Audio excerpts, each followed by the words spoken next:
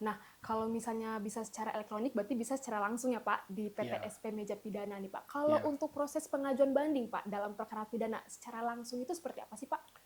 Pak, tentunya Sobat Cilok juga pengen tahu nih, kalau dalam perkara perdata Pak, itu permohonan kasasinya sama kayak pidana atau gimana Pak?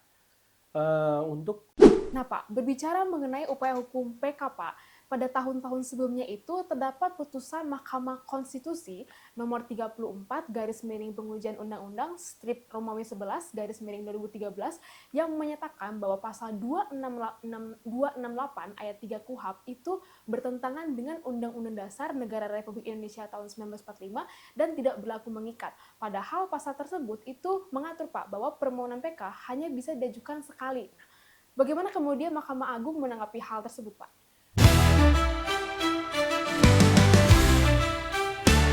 Teguh berdiri di jalan terang, kejujuran bagaikan dinding yang kuat. Sistem hidup tanpa ruang kelam, anti penyuapan membakar semangat. Berintegritas. Halo Sobat Cilok, selamat datang di podcast Cilok, cerdas dan informatif lewat obrolan keadilan. Saya Margaret, host podcast Cilok, dan dalam episode kali ini kita akan membahas sebuah topik yang tentunya sudah tidak asing lagi dalam kalangan aparat penegak hukum. Apalagi ketika berbicara mengenai akhir dari... Nah Pak, berbicara mengenai upaya hukum PK Pak, pada tahun-tahun sebelumnya itu terdapat putusan Mahkamah Konstitusi nomor 34 garis miring pengujian undang-undang strip Romawi 11 garis miring 2013 yang menyatakan bahwa pasal 268 ayat 3 KUHP itu bertentangan dengan Undang-Undang Dasar Negara Republik Indonesia tahun 1945 dan tidak berlaku mengikat. Padahal pasal tersebut itu mengatur Pak bahwa permohonan PK hanya bisa diajukan sekali. Bagaimana kemudian Mahkamah Agung menanggapi hal tersebut Pak? Pak R. Agus Mulyana, ST, SHMH, Panitra Muda Pidana Pengadilan Negeri Tasikmalaya. Selamat datang Bapak di podcast Cilok PN Tasikmalaya. terima kasih, suatu kehormatan bagi saya dapat bergabung di podcast Cilok PN Tasikmalaya. Luar biasa. Bagaimana kabarnya Pak? Sehat? Alhamdulillah. Baik. Alhamdulillah ya. Baik Bapak, sebelum kita membahas lebih dalam Pak mengenai upaya hukum, mungkin boleh dijelaskan terlebih dahulu nggak Pak? Sebenarnya apa sih upaya hukum itu? Jadi upaya hukum itu adalah upaya yang diberikan oleh undang-undang kepada seseorang atau badan hukum untuk melawan putusan hakim sebagai tempat bagi pihak yang tidak puas dengan putusan hakim. Dan upaya hukum di sini juga ada di perkara pidana maupun perdata. Kalau di perkara pidana itu diatur di dalam KUHP Undang-Undang nomor 8 tahun 81 itu bahwa diatur di dalam pasal 1 angka 12 upaya hukum adalah hak terdakwa atau penuntut umum untuk tidak menerima putusan pengadilan berupa perlawanan atau banding atau kasasi.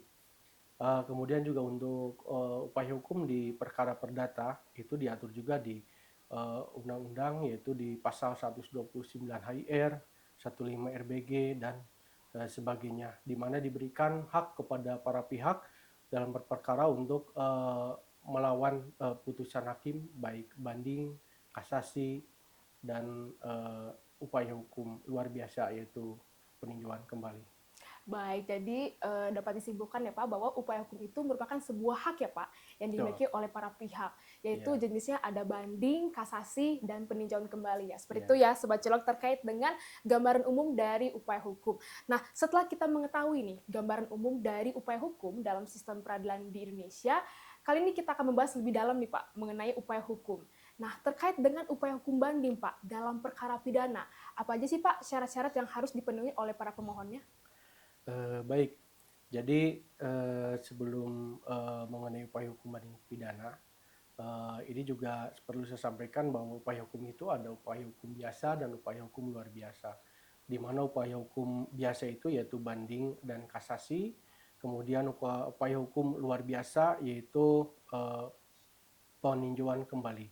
Dan di dalam perkara perdata upaya hukum biasa itu baik perlawanan atau perset, kemudian banding dan kasasi. Sedangkan upaya hukum luar biasa peninjauan kembali maupun perlawanan pihak ketiga.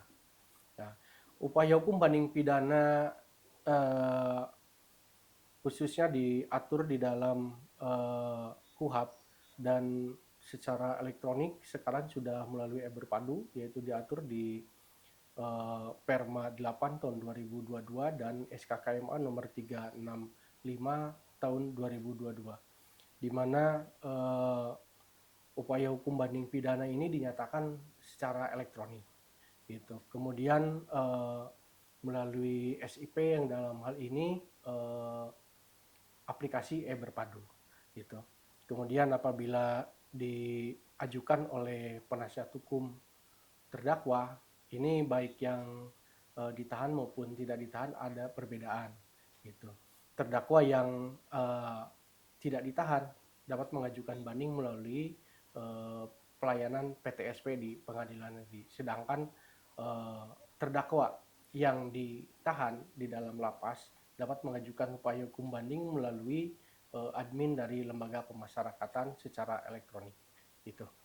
Kemudian juga dalam proses pendaftaran ada pemberitahuan kepada pihak di mana apabila pemohon banding tersebut sudah terdaftar secara elektronik, diberitahukan secara elektronik, akan tetapi kalau misalnya dia sebagai terdakwa yang tidak ditahan, maka akan diberitahukan secara surat tercatat. Baik, berarti kalau untuk yang sudah punya akun ya Pak, berarti itu Iya. diberitahukannya melalui akun e-Berpadu ya Pak Iya, ya? betul. Gitu. Nah, tadi kan sudah disebutkan ya Pak, bahwa pengajuan banding dalam perkara pidana itu bisa diajukan secara elektronik. Betul. Nah, kalau untuk diajukan secara elektronik itu prosesnya seperti apa sih Pak? Jadi pembanding dalam hal ini baik penuntut umum maupun terdakwa menyatakan banding melalui aplikasi e-Berpadu, dan di sana sudah ada fitur untuk upaya hukum banding. Kalau terdakwa sendiri bisa diajukan melalui admin atau kalapas. Dari kalapas tersebut yang akan menyatakan banding melalui aplikasi e-Berpadu, dan selanjutnya akan diberitahukan secara elektronik. Dan apabila diwakili oleh penasihat hukum, apakah penasihat hukum ini sudah mempunyai akun e-Berpadu atau tidak? Kalau tidak, bisa didaftarkan di PTSP itu sendiri. Jadi secara elektroniknya seperti itu. Baik. Nah, kalau misalnya bisa secara elektronik, berarti bisa secara langsung ya Pak di PTSP meja pidana nih Pak. Kalau untuk proses pengajuan banding Pak dalam perkara pidana secara langsung itu seperti apa sih Pak? Dalam hal ini seperti terdakwa yang tidak ditahan misalnya. Dalam perkaranya tidak ditahan, maka dia pada saat itu belum sebagai pengguna lainnya di aplikasi Berpadu. Maka dia akan mengajukan upaya hukum banding itu di meja PTSP bagian pidana. Dan selanjutnya proses pemeriksaan atau proses dari upaya hukum banding tersebut tetap dilakukan secara elektronik, hanya difasilitasi oleh PTSP. Dalam hal ini petugas di bagian pidana seperti itu. Maka nanti setelah dicatatkan permohonan bandingnya, maka akan diberitahukan secara elektronik kepada penuntut umum. Begitu juga sebaliknya. Baik. Nah, kalau itu kan bisa secara langsung ya Pak di PTSP meja pidana Pak. Kalau yang misalnya yang bersangkutan itu ditahan Pak di rutan gitu. Cara yang bersangkutan mengajukan banding Pak dalam perkara pidana itu seperti apa sih Pak? Baik, jadi diatur di dalam KUHP dan ini juga sudah ada dalam regulasi Mahkamah Agung di SKKMA 365 tahun 2022, di mana terdakwa yang ditahan di lapas itu mengajukan upaya hukum banding melalui kalapas. Kalapas dalam hal ini dia punya akun untuk lapas sendiri, sehingga dia mengajukan banding secara elektronik seperti itu. Baik, jadi seperti itu ya Sobat Cilok terkait dengan pengajuan banding dalam perkara pidana itu bisa diajukan secara langsung atau secara elektronik atau bisa dinyatakan langsung di hadapan kepala rutan, tergantung dari keadaannya ya. Oke, tentunya setelah kita membahas mengenai banding dalam perkara pidana, tentunya Sobat Cilok juga pengen tahu nih, kalau dalam perkara perdata Pak, itu syarat-syarat pengajuan banding dalam perkara perdata itu seperti apa sih Pak? Nah, untuk proses permohonan banding dalam perkara perdata itu, karena perdata itu sudah full persidangan juga secara elektrigasi ya. Betul. Itu diatur di Perma 7 tahun 2022 dan SKKMA 363 tahun 2022, di mana para pihak melaksanakan persidangan dari awal secara elektrigasi. Baik hybrid ataupun pool. Artinya kalau hybrid ini ketika ada pihak tergugat misalnya yang tidak setuju untuk melaksanakan persidangan secara litigasi, maka proses persidangan dilakukan secara hybrid. Secara hybrid ini para pihak akan mengajukan proses jawab jinawab seperti itu maupun penyampaian dokumen dalam persidangan itu melalui petugas PTSP dan akan diupload oleh panitia sidang. Nah, ini terkait dengan permohonan upaya hukum banding. Di mana upaya hukum banding dalam perkara perdata karena sudah secara litigasi, maka pihak yang sudah punya domisili elektronik akan mengajukan upaya hukum melalui aplikasi e-court. Ya, melalui aplikasi e-court, kemudian akan diterbitkan akta permohonan banding dan diberitahukan kepada para pihak. Begitu juga yang hybrid dapat mengajukan upaya hukum banding di meja PTSP Perdata. Khususnya dari situ nanti akan di upload secara elektronik, baik atau akta permohonan banding dan sebagainya. Itu untuk permohonan pendaftaran perkara banding perkara perdata. Baik. Nah, kalau misalnya nih Pak, kalau proses administrasi upaya hukum banding dalam perkara pidana itu seperti apa sih Pak? Ya, karena sudah secara elektronik, upaya hukum banding itu diatur di SKKMA 365 tahun 2022, di mana setelah pembanding menyatakan banding secara elektronik, maka akan diberitahukan kepada para pihak yang ditahan, berarti melalui admin lapas secara elektronik. Kalau tidak ditahan berarti nanti akan diberitahukan melalui surat tercatat itu. Dan apabila nanti setelah diberitahukan, maka pihak pembanding dapat mengajukan memori banding itu dalam batas waktu 7 hari. 7 hari terhitung pernyataan banding. Dan kepanitraan juga harus memberitahukan memori banding tersebut dalam waktu 2 hari setelah memori banding diterima. Nah, setelah mengajukan diterimanya memori banding, maka pihak terbanding dapat mengajukan kontra memori banding itu 7 hari sejak pemberitahuan atau setelah pemberitahuan memori banding tersebut, dan kepanitraan juga menyampaikan 2 hari setelah kontra memori banding diajukan kepada pembanding. Nah, kemudian juga sebelum berkas itu dikirim secara elektronik, pengadilan memberikan kesempatan kepada para pihak baik pembanding maupun terbanding untuk mempelajari berkas atau kita sebut insahe. Di mana insahe ini diberikan waktu 3 hari terhitung sejak pemberitahuan untuk pelaksanaan insahe. Dan pemberitahuan insahe sendiri itu 7 hari sejak pendaftaran banding. Itu untuk proses administrasi banding pidana, dan setelah kemudian terlewat insahenya dan sudah dilaksanakan insahe, baik pihak memeriksa atau tidak, tetap kita kirim banding tersebut secara elektronik ke pengadilan tinggi. Gitu. Baik, jadi seperti itu ya Sobat Cilok terkait dengan proses administrasi dalam upaya hukum banding perkara pidana. Nah Pak, kalau misalnya nih Pak, proses administrasi Pak dalam upaya hukum banding perdata itu seperti apa sih Pak? Nah, ini agak menarik kalau banding perdata itu karena di aplikasi e-court sendiri itu sudah dilengkapi fitur untuk upaya hukum banding yang demikian lengkap, di mana para pihak baik secara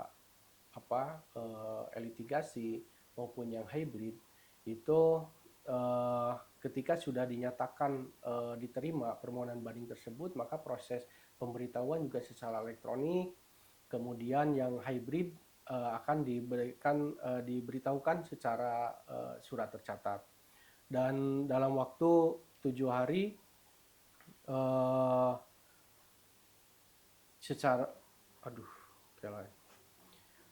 dalam pembanding dapat mengajukan memori banding paling lama 7 hari setelah pernyataan banding. Nah, dalam aplikasi e-court itu setelah waktu mengajukan memori banding tersebut jatuh, maka akan tertutup secara sistem. Dan apabila sudah menyampaikan memori banding, maka pengadilan juga menyampaikan kepada pihak terbanding memori banding tersebut dalam waktu 2 hari. Kemudian juga terbanding dapat mengajukan kontra memori banding, itu diberikan waktu 7 hari terhitung setelah pemberitahuan memori banding. Begitu juga untuk pemberitahuannya 2 hari setelah kontra memori banding. Juga di dalam perkara banding perdata, itu pengadilan juga memberikan kesempatan kepada pihak untuk memeriksa berkas atau insahe, yaitu dalam waktu 3 hari, insahe juga secara elektronik. 3 hari setelah pemberitahuan pemeriksaan berkas banding itu. Dan untuk banding perdata, apabila pembanding menyampaikan memori banding setelah habis masa waktunya di dalam IKOT, pembanding masih bisa mengajukan memori banding secara manual dan tetap di pengadilan tetap diterima. Itu juga berlaku untuk banding perkara pidana sama. Ketika sudah terlewat untuk mengajukan memori banding, maka pengadilan masih menerima dan akan dikirimkan ke pengadilan tinggi untuk diperiksa. Baik, jadi seperti itu ya Sobat Cilok terkait dengan proses upaya hukum banding baik dalam perkara pidana maupun perdata. Nah, setelah kita mengetahui upaya hukum banding, kali ini kita akan mengetahui lebih dalam mengenai upaya hukum kasasi. Nah Pak, tentunya kalau para pihaknya tidak menerima putusan banding pasti akan mengajukan kasasi ya Pak? Betul. Nah, kalau untuk proses permohonan kasasi dalam perkara pidana itu seperti apa sih Pak? Jadi dalam hal ini pembanding maupun terbanding setelah putusan banding itu turun, dia dapat mengajukan upaya hukum kasasi dalam tenggang waktu 14 hari setelah pemberitahuan putusan banding itu sendiri. Dan dalam waktu 14 hari tersebut, maka pihak yang mengajukan kasasi, karena sekarang dalam perkara pidana di aplikasi berpadu itu belum sepenuhnya diakomodir untuk permohonan upaya hukum kasasi, maka pihak dapat mengajukan upaya hukum kasasi itu ke meja PTSP pidana khususnya, dan nanti akan dibuatkan akta permohonan kasasi oleh panitra. Dan walaupun dia berpadu belum secara elektronik, tapi untuk upaya hukum kasasi di dalam Perma 6 tahun 2022 itu sudah diatur bahwa sekarang untuk upaya hukum kasasi dan PK itu dilaksanakan secara elektronik. Jadi kami di kepanitraan akan mengirim permohonan kasasi berikut berkas dan sebagainya itu secara elektronik. Itu untuk permohonan kasasi. Kemudian juga untuk upaya hukum kasasi itu pemohon kasasi wajib menyampaikan memori kasasi. Dan memori kasasi ini juga diajukan paling lambat 14 hari sejak setelah permohonan kasasi diterima. Dan apabila nanti pemohon kasasi tidak menyampaikan memori kasasi, maka akan masuk ke dalam permohonan kasasi yang tidak memenuhi syarat formil. Artinya permohonan kasasinya juga tidak akan dikirim ke Mahkamah Agung, tetapi akan dikeluarkan penetapan oleh Ketua Pengadilan Negeri. Itu. Selanjutnya juga di dalam proses administrasi dari upaya hukum kasasi, setelah adanya memori kasasi, maka setelah termohon kasasi dapat menyampaikan kontra memori kasasi dalam waktu 14 hari terhitung setelah pemberitahuan memori kasasi. Kemudian pengadilan juga menyampaikan dalam waktu paling lambat 2 hari secara elektronik kepada pemohon kasasi itu. Dan selanjutnya juga sebelum dikirim, pengadilan memberikan kesempatan kepada para pihak dalam permohonan upaya hukum kasasi untuk pemeriksaan berkas, yaitu selama 7 hari setelah pemberitahuan insahe itu diterima. Seperti itu. Dan apabila tadi seperti terdakwa yang tidak ditahan, maka proses upaya hukum kasasi ini dilaksanakan pemberitahuan dan sebagainya melalui surat tercatat. Gitu. Itu seperti itu. Baik, jadi seperti itu ya Sobat Cilok terkait dengan proses permohonan kasasi dalam perkara pidana. Nah Pak, tentunya Sobat Cilok juga pengen tahu nih, kalau dalam perkara perdata Pak, itu permohonan kasasinya sama kayak pidana atau gimana Pak?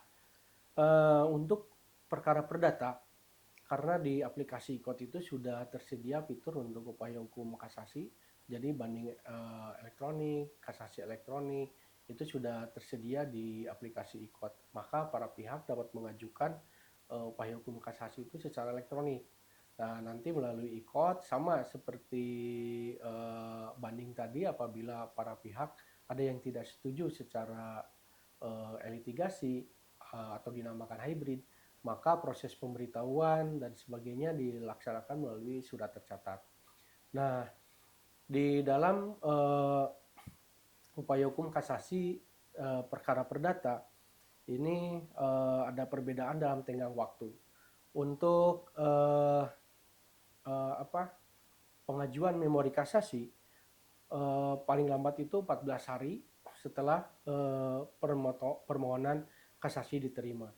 Dan ini juga wajib diajukan oleh pemohon kasasi, karena apabila tidak menyampaikan memori kasasi maka akan dinyatakan tidak memenuhi syarat formil dan berkas permohonan kasasi tersebut tidak akan dikirim ke Mahkamah Agung. Selanjutnya juga setelah adanya memori kasasi, maka termohon kasasi dapat mengajukan kontra memori kasasi dalam tenggang waktu 14 hari setelah pemberitahuan memori kasasi diterima. Dan pengadilan juga dalam waktu 2 hari harus sudah memberitahukan kontra memori kasasi. Setelah ada kontra, kemudian diberikan kesempatan kepada para pihak untuk memeriksa berkas atau insahe itu, yaitu paling lambat 7 hari setelah pemberitahuan insahe itu diterima secara elektronik.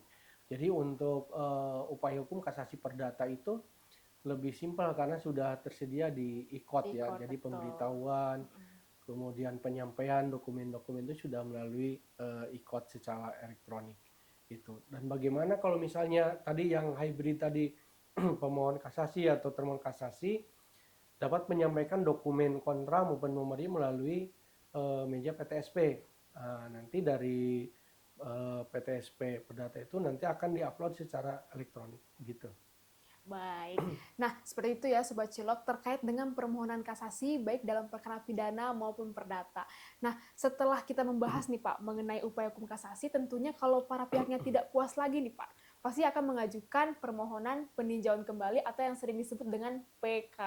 Nah, kalau permohonan PK Pak dalam perkara pidana itu seperti apa sih Pak? Baik.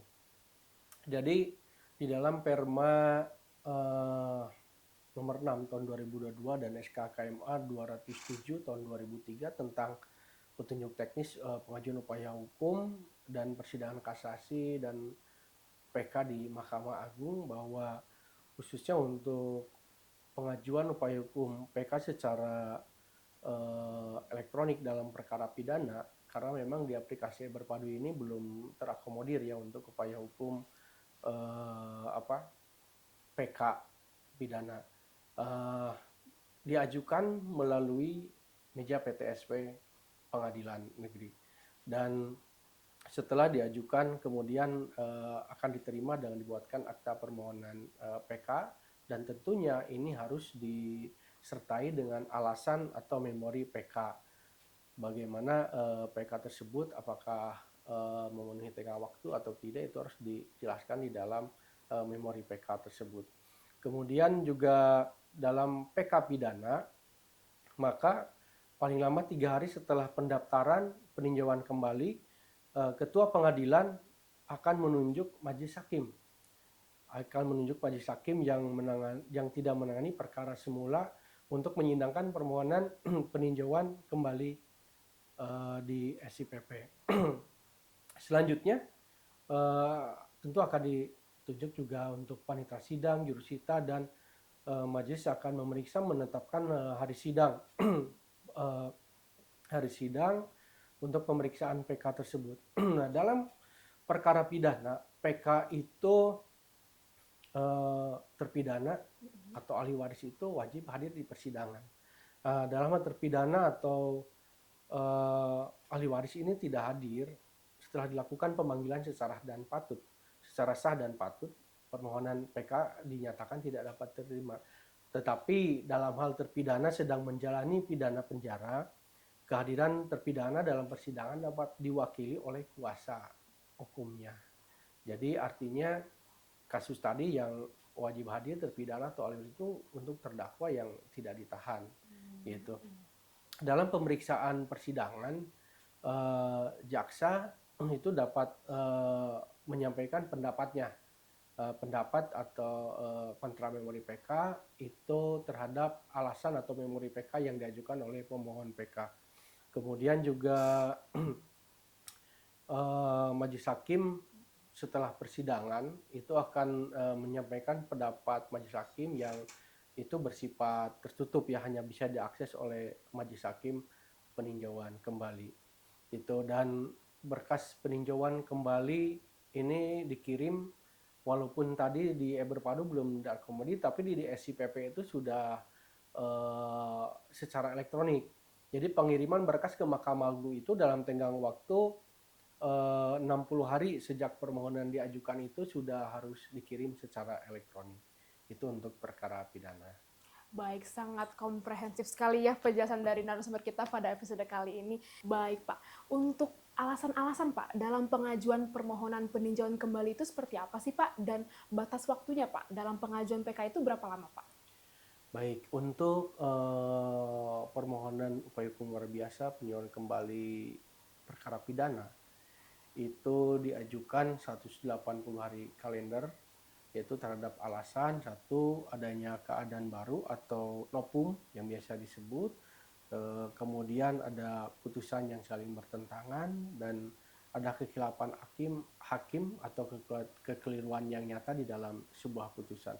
Maka sejak ditemukannya nopum tersebut, maka 180 hari dihitung sejak ditemukannya. Kemudian apabila terhadap satu putusan, ada putusan atau ada kekhilafan atau kekurangan nyata tadi dalam putusan, maka dihitung 180 hari itu sejak diberitahukan putusan tersebut. Itu untuk PK pidana alasan tersebut. Baik. Nah, Pak, kalau dalam perkara pidana kan seperti itu ya, Pak. Kalau proses permohonan PK, Pak, dalam perkara perdata itu seperti apa sih, Pak? Di dalam upaya hukum luar biasa PK perdata itu walaupun sudah tertuang di dalam Perma 6 tahun 2022, tapi sampai saat ini Mahkamah Agung belum mengakomodir di aplikasi IQOT. Jadi prosesnya masih secara manual permohonannya. Tetapi pengiriman permohonan PK tersebut ke Mahkamah Agung itu sudah secara elektronik melalui SIPP. Jadi prosesnya pemohon PK dapat mengajukan permohonan PK di PTSP Perdata disertai dengan alasan PK, kemudian akan diberitahukan secara surat tercatat kepada para pihak yang terkait dalam permohonan PK tersebut, dan kemudian dokumen-dokumen di dalam permohonan PK tersebut itu akan dikirimkan juga kepada para pihak, dan tergantung dalam perkara perdata itu ada dua jenis berbeda dengan PK pidana. Untuk PK perdata, apabila itu terhadap satu putusan ataupun terhadap nopum, maka majelis hakim akan ditunjuk oleh ketua pengadilan untuk melakukan penyumpahan terhadap nopum tersebut. Dan sama seperti perkara pidana, majelis hakim akan memberikan pendapat terhadap alasan PK yang diajukan oleh pemohon PK. Gitu. Baik, jadi seperti itu ya Sobat Cilok terkait dengan upaya hukum kasasi dan peninjauan kembali dalam sistem peradilan di Indonesia. Nah Pak, berbicara mengenai upaya hukum PK Pak, pada tahun-tahun sebelumnya itu terdapat putusan Mahkamah Konstitusi nomor 34 garis miring pengujian undang-undang strip Romawi 11 garis miring 2013 yang menyatakan bahwa pasal 268 ayat 3 KUHP itu bertentangan dengan Undang-Undang Dasar Negara Republik Indonesia tahun 1945 dan tidak berlaku mengikat. Padahal pasal tersebut itu mengatur Pak bahwa permohonan PK hanya bisa diajukan sekali. Bagaimana kemudian Mahkamah Agung menanggapi hal tersebut, Pak? Ya, betul sekali bahwa dengan adanya putusan Mahkamah Konstitusi tahun 2013 tersebut, Mahkamah Agung juga sudah mengeluarkan surat edaran Mahkamah Agung nomor 7 tahun 2014, di mana pada permohonan PK dalam perkara pidana di situ di angka 2 menyatakan bahwa dengan adanya putusan dari Mahkamah Konstitusi tersebut tidak serta-merta menghapus norma hukum yang mengatur permohonan PK yang diatur dalam pasal 24 ayat 2 Undang-Undang 48 2009 tentang kekuasaan kehakiman dan pasal 66 Undang-Undang Republik Indonesia nomor 14 tahun 85.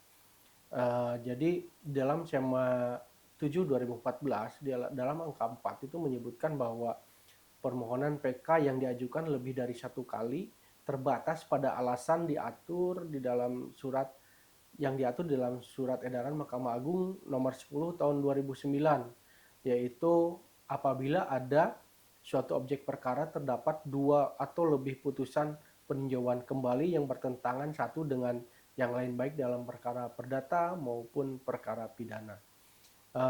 Kemudian juga terkait dari SEMA 10 tahun 2009 tentang pengajuan PK di angka 1 menyebutkan bahwa permohonan PK dalam suatu perkara yang sama yang diajukan lebih dari satu kali baik dalam perkara perdata maupun perkara pidana bertentangan dengan undang-undang.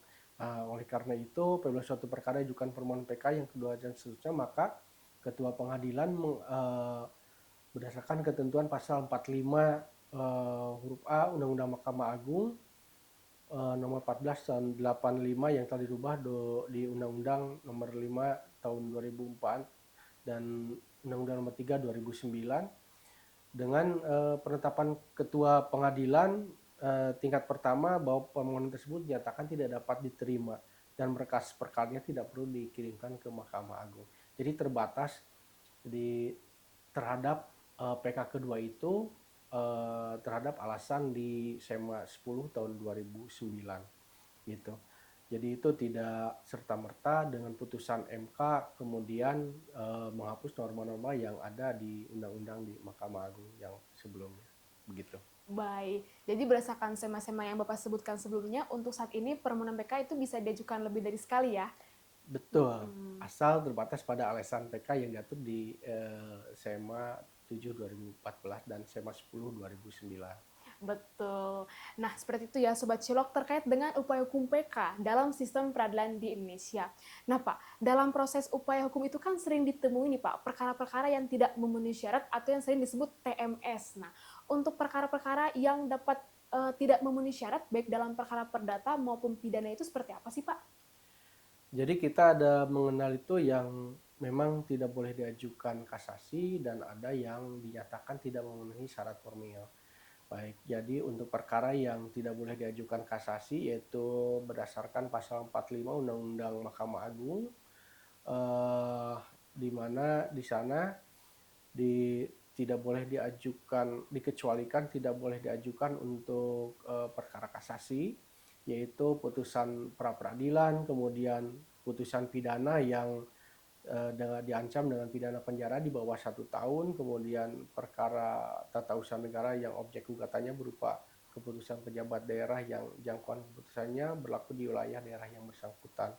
Kemudian perkara-perkara yang tidak memenuhi syarat formil tadi yang tidak boleh diajukan dan tidak dikirim ke Mahkamah Agung. Seperti tadi yang tidak menyampaikan memori kasasi, maka dengan penetapan ketua pengadilan tingkat pertama itu berkas perkara tidak diajukan ke Mahkamah Agung. Kemudian terhadap penetapan ketua pengadilan tingkat pertama tentang penetapan tidak memenuhi syarat formil itu tidak bisa diajukan tidak dapat diajukan upaya hukum baik perlawanan, kasasi maupun peninjauan kembali. Dan apabila perkara yang tidak memenuhi syarat formil tadi di atas yang sudah saya sebutkan tersebut tetap dikirim ke Mahkamah Agung, maka panitera Mahkamah Agung itu akan mengembalikan berkas perkara tersebut tanpa diregister dengan surat biasa. Itu mungkin tentang sepintas tentang apa yang dimaksud dengan tidak memenuhi syarat formil dan tidak dapat diajukan untuk kasasi. Baik, jadi seperti itu ya Sobat Cilok terkait dengan perkara yang tidak memenuhi syarat atau yang tidak bisa diajukan kasasi dalam upaya hukum. Nah, sangat komprehensif sekali ya Pak topik pada episode kali ini. Ya. Nah, mungkin Pak sebelum kita menutup Pak episode kali ini mungkin ada closing statement dari Bapak untuk Sobat Cilok yang sudah menonton episode kali ini. Baik, Mungkin sebagai closing statement saya ingin menyampaikan bahwa Mahkamah Agung dalam sampai saat ini berupaya untuk memberikan satu pelayanan yang terbaik untuk masyarakat pencari keadilan khususnya, yaitu dengan diterbitkannya Perma 6 2022, Perma 7, Perma 8 tahun 2022 sebagai bentuk modernisasi pengadilan. Sebagaimana salah satu sebagai visi misi Mahkamah Agung di mana mewujudkan peradilan yang agung dan badan peradilan yang memanfaatkan teknologi informasi. Itu saja ya. Jadi sampai saat ini Mahkamah Agung terus mengembangkan berbagai fitur, memanfaatkan teknologi informasi untuk mempermudah pelayanan dan mendekatkan hukum kepada masyarakat atau akses to justice, seperti itu. Terima kasih banyak Bapak atas ilmunya yang sangat berharga pada episode kali ini. Semoga informasi pada episode kali ini bisa bermanfaat dan juga menjangkau bagi seluruh Sobat Cilok yang selama ini belum mengetahui nih sebenarnya apa sih upaya hukum itu. Sayangnya kita sudah sampai nih di penghujung episode Upaya Hukum Podcast Cilok PN Tasikmalaya. Terima kasih bagi yang sudah mendengarkan mulai dari awal hingga akhir. Semoga episode ini bisa dinikmati oleh Sobat Cilok di seluruh Indonesia. Sampai jumpa di episode berikutnya. Cilok, cerdas dan informatif lewat obrolan keadilan. Sampai jumpa.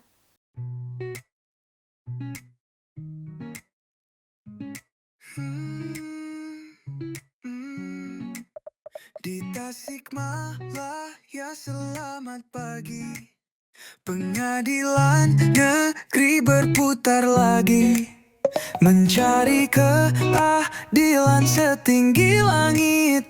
Di ruang tamu online kita bertemu lagi. Cilok di tangan, satu simbol pasti ikut berjalan.